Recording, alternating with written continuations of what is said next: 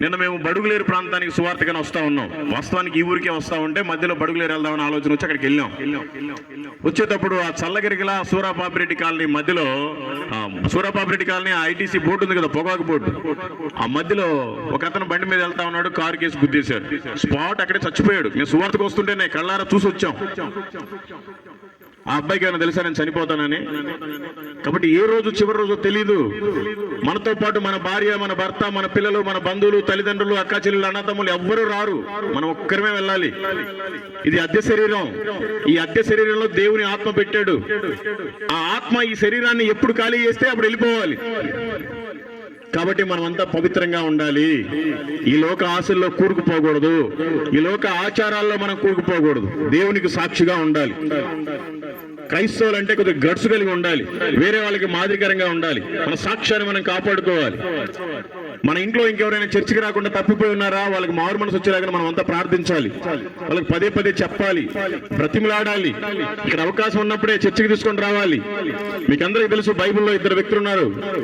ఒక దరిద్రుడైన లాజరు, ఒక ధనవంతుడు. ఈ ధనవంతుడు ఏం చేసేవాడు? రోజు తినేవాడు, బాగా తాగుతా ఉండేవాడు, సుఖిస్తూ ఉండేవాడు. ఆ ధనవంతుడు తిని మిగిలిన రొట్టె ముక్కలు, ఆ ఎముకలు, ఆ అన్నం మెతుకులు వేస్తే దరిద్రుడు పాపం ఏరుకొని తింటా ఉండేవాడు. ఒళ్ళంతా పుండ్లు, కుక్కలు వచ్చి నాకుతా ఉండే ఆయన పుండ్లుని, పురుగులు పట్టి ఉండేవి. అయినా కూడా దేవుడికి నమ్మకంగానే బ్రతికాడు. ఇద్దరు ఒక రోజున పాతి పెట్టబడ్డారు, చనిపోయి.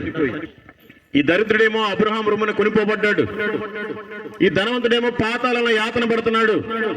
అయ్యా తండ్రివైన అబ్రహామా, నేను ఈ పాతాళంలో యాతన పడలేకపోతున్నానయ్యా. ఆ దరిద్రుడైన లాజరుని నా దగ్గరికి పంపిస్తే, చిటికిన వేలైనా ఒక్కసారి ముంచి నా నాలుక మీద వేస్తే నేను బ్రతుకుతానయ్యా అని కేకలు పెడుతున్నాడు. అక్కడి నుంచి అబ్రహాం ఏమని చెప్తున్నాడు? కుదరదు. నువ్వు బ్రతికిన రోజులు నీ ఇష్టానుసారం బ్రతికావు, నీ ఇష్టానుసారం తిన్నావు, నీ ఇష్టానుసారం త్రాగావు, నీ ఇష్టానుసారం సుఖించావు. నీ బ్రతుకు అక్కడే కేకలు పెడుతున్నాడు. ఆయన అర్థం చేసుకొని పాపం పాతాళంలో కూడా అంత ఆలోచన వచ్చింది, అంత ప్రేమ పెరిగిపోయింది పాపం ధనవంతుడికి. అయ్యా నేనంటే ఎలా వేతన పడుతున్నాను, నాకు 5 సహోదరులు ఉన్నారు, అన్నదమ్ముళ్ళు. కనీసం ఆ దరిద్రుని ఒక్కసారి ఆ భూమి మీదకైనా పంపించాయా? వాళ్ళకైనా సువార్త చెప్తే వాళ్ళైనా మారు మనసు పొంది రక్షణలోకి వస్తారు అని కేకలు పెడుతున్నాడు. అక్కడి నుంచి మళ్ళీ అబ్రహాం గారు చెప్తున్నారు, కుదరదు.